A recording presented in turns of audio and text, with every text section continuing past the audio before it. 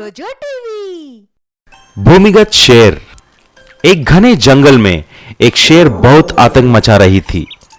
वह हर रोज किसी न किसी जानवर को खा जाती थी। वह जंगल का राजा था, इसीलिए कोई कुछ भी नहीं बोल पाता था। सभी जानवर जैसे कि बंदर, हाथी, हिरन और घोड़ा डर के मारे रोज घबराते थे। उस शेर से सभी जानवर छुटकारा पाना चाहते थे। ये सब बातें करने के लिए एक दिन सभी जानवर मीटिंग लगाया। उस मीटिंग में सबसे पहले हाथी ने ऐसा बोला, हम सब इधर इकट्ठा हुए हैं, इसकी वजह सबको मालूम है ना। हमें उस दुष्ट राजा शेर को किसी भी तरह मारना है।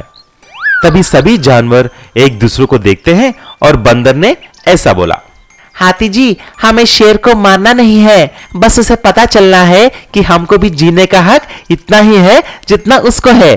ऐसा कोई प्लान हो तो बताओ। हिरन, खरगोश और घोड़ा भी बंदर के बातों से सहमत होते हैं। फिर हाथी एक प्लान सोचती है, अरे मेरे पास एक उपाय है, क्यों ना हम एक भूमिगत सुरंग खोदें। हम सब मिलकर एक जगह एक बड़ा सा सुरंग खोदते हैं। उसके बाद हम शेर को बुलाएंगे और एक तरफ से अंदर किसी भी तरफ बुलाते हैं। फिर उसके बाद हम दोनों तरफ से सुरंग को बंद कर देते हैं। लेकिन वो सुरंग खोदेंगे कैसे? तभी बंदर बोलता है, अरे दोस्तों, मुझे एक आदमी मालूम है जो ये काम कर सकता है। वो आदमी एक सर्कस कंपनी में काम करता है। उसे मैं बुलाता हूँ और वह हमें मदद कर सकता है। ऐसा बोलकर बंदर उस सर्कस वाले आदमी को मिलता है और सारी बात बताता है। सर्कस वाला भी खुश हो गया कि उसे एक शेर मिलेगा। तुरंत वह बंदर के साथ जंगल जाकर एक जेसीबी और क्रेन से बड़ा सा सुरंग खोदते हैं। उसमें सारे जानवर जा सकते थे। तभी खरगोश शेर के पास जाता है और ऐसा बोलता है, शेर राजा, आज जल्दी मेरे साथ चलिए। आपको मैं एक बड़ा सा शिकार दिखाऊंगा। उसे खाकर आप 10 दिन बिना कुछ खाए रह सकते हैं। वो शिकार उतना बड़ा है। ठीक है, चलो। अगर वहां पर शिकार नहीं तो मैं तुमको खा जाऊंगा, ठीक है? खरगोश शेर को ले जाकर सुरंग दिखाई और बोली कि शिकार अंदर है। जब शेर अंदर गया तो देखता है कि वहां पर हाथी सुरंग के उस पार है। अरे वाह, कितना बड़ा शिकार है! रुको हाथी, मैं आ रहा हूं। ऐसा बोलकर शेर हाथी के लिए दौड़ने लगा। लेकिन तभी हाथी सुरंग के उस पार से बाहर निकल जाता है। तभी एक तरफ से बंदर और दूसरी तरफ से सर्कस का आदमी उस सुरंग को बड़े पत्थर से बंद कर देते हैं और ऐसा शेर अंदर सुरंग में कैद हो जाती है। उसके बाद सर्कस वाले शेर को बंद करके लेके जाते हैं। सारे जानवर बंदर और हाथी को धन्यवाद बोलते हैं और खुशी खुशी से जंगल में रहने लगे। बुद्धिमान चूहा और राक्षस। एक समय की बात है, एक चूहा जंगल में भोजन की तलाश में जा रहा था कि तभी उसके सामने एक लोमड़ी आ गई। अरे वाह चूहे, मुझे बहुत भूख लगी है, आज तुम्हारा ही भोजन करूंगी। नहीं नहीं, मुझे मत खाओ। यहाँ पास में ही एक बहुत भयानक जानवर रहता है। वो मेरा दोस्त है। उसके पूरे शरीर में बाल ही बाल हैं, लंबे लंबे दांत हैं। अगर तुमने मुझे कुछ किया तो वो तुम्हें मार देगा। लोमड़ी डर गई और अपनी गुफा में वापस चली गई। चूहा मजे से धीरे धीरे चलने लगा। उसका यह उपाय बहुत काम का था। रास्ते में उसे उल्लू मिला। अच्छा हुआ तुम आ गए, आज मैं तुम्हें खाऊंगा। नहीं नहीं, मुझे मत खाओ। अगर तुमने मुझे कुछ किया तो जिस पेड़ पर तुम रहते हो वहीं मेरा दोस्त आकर अपने बड़े दांत और नाखूनों से तुम्हें मार डालेगा। उल्लू सुनते ही अपने पेड़ पर चला गया और डर गया। आगे चलकर चूहे को ठीक वैसा ही राक्षस मिला जिसके बारे में उसने उल्लू और लोमड़ी को बताया था और वह बहुत बुरी तरह डर गया। अरे इतना भयानक राक्षस, भगवान मेरी मदद करो। अब मैं तुम्हें खा जाऊंगा। मुझे खाने की सोचना भी मत। मैं जंगल का राजा हूँ। मुझे खाकर कोई फायदा नहीं। मुझसे सब कितना डरते हैं जानते हो? तुमसे कोई डरता है?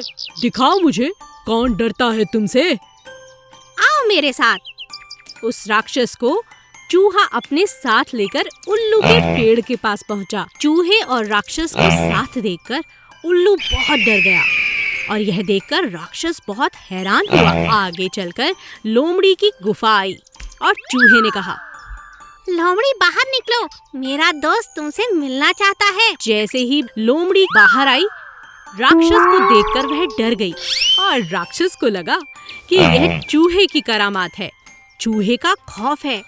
राक्षस बहुत बुरी तरह से डर गया और वहां से भाग गया। अपनी बुद्धिमानी से लोमड़ी, उल्लू और राक्षस सबसे बच गया छोटा सा चूहा। छोटा चूजा। एक दिन मुर्गी अपने 3 छोटे छोटे चूजे लेकर दाना चुग रही थी। तभी उसने देखा एक चूजा बड़े से गड्ढे में जा गिरा। अरे ये क्या हुआ? मेरा बच्चा, ये तो अभी बहुत छोटा है, अब इसे बाहर कैसे निकालूं? मुर्गी जोर जोर से चिल्लाने लगी। तभी उसका मालिक वहां आ गया।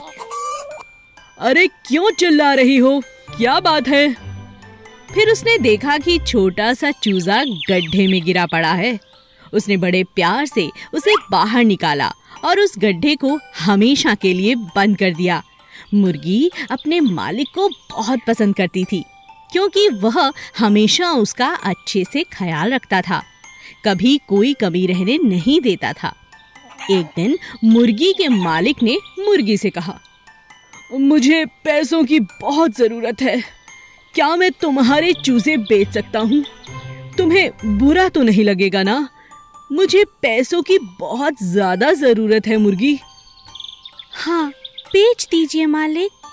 मुर्गी ने भारी मन से हाँ कर दी और मालिक ने चूजे बेच दिए।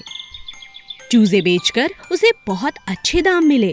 अरे वाह, चूजे बेचकर इतना अच्छा पैसा मिला, अगली बार भी ऐसा ही करूँगा। अगली बार जब मुर्गी को बच्चे हुए तब फिर से मालिक ने कहा, मुझे पैसों की बहुत जरूरत है, क्या मैं तुम्हारे चूजे बेच दूं?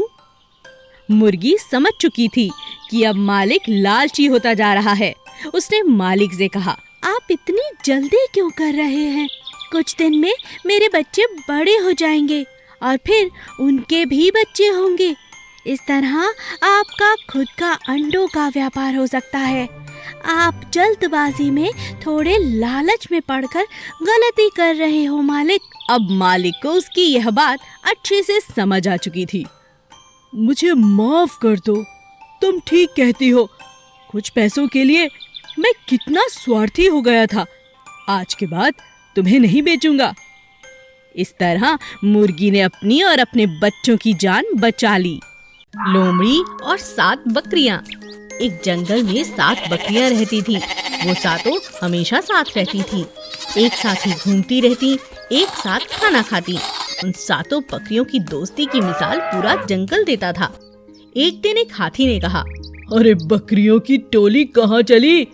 तुम सबको साथ देखकर मुझे बहुत अच्छा लगता है। शुक्रिया हाथी भाई। और जब बकरियों को सोना होता तो 5 बकरियां सो जाती और 2 पहरा दिया करती थीं, ताकि कोई शिकारी जानवर उन्हें मार न सके। एक दिन एक बकरी ने कहा, अरे सहेलियों, चलो चलो तुम सो जाओ, मैं पहरा देती हूँ। ठीक है, हम लोग सो जाते हैं। उसी जंगल में एक चालाक लोमड़ी भी रहती थी। उसकी नजर इन बकरियों पर हमेशा रहती थी। हाँ, अरे वाह, कितनी मोटी बकरियां हैं। अगर ये हाथ लग जाएं तो अपनी तो पार्टी बन जाएगी, मजा आ जाएगा। लोमड़ी हिम्मत करके बकरियों पर हमला करती है।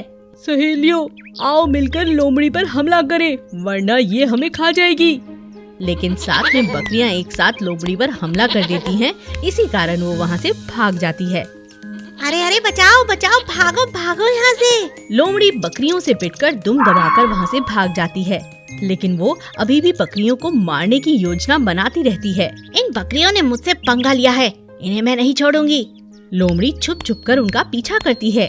एक दिन बकरियों के बीच पेड़ की टहनी के हरे पत्ते खाने को लेकर कहासुनी हो जाती है। अरे ये क्या कर रही हो?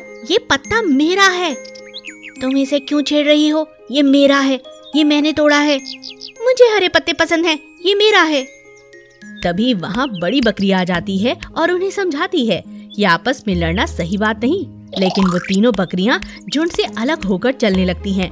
लोमड़ी को तो इसी बात की तलाश थी। कितने दिनों तक साथ रहती, देखा हो गया झगड़ा। आज लूंगी इनसे अपना बदला, एक एक कर इन तीनों को खा जाऊंगी, किसी को नहीं छोड़ूंगी। आज तो मेरे लिए बहुत अच्छा दिन है।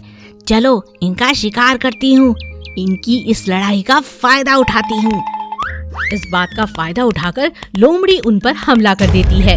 तीनों बकरियां एक दूसरे से नाराज थीं, इसीलिए एक दूसरे की तरफ देखती भी नहीं और इसी बात का फायदा लोमड़ी उठाती है। एक एक करके वो तीनों बकरियों को खा जाती है और फिर बाकी बकरियां यह सब देखकर हैरान रह जाती हैं और समझ जाती हैं कि हमेशा एकता में ही बल होता है। लड़ झगड़ कर कोई फायदा नहीं, अपना नुकसान हो सकता है।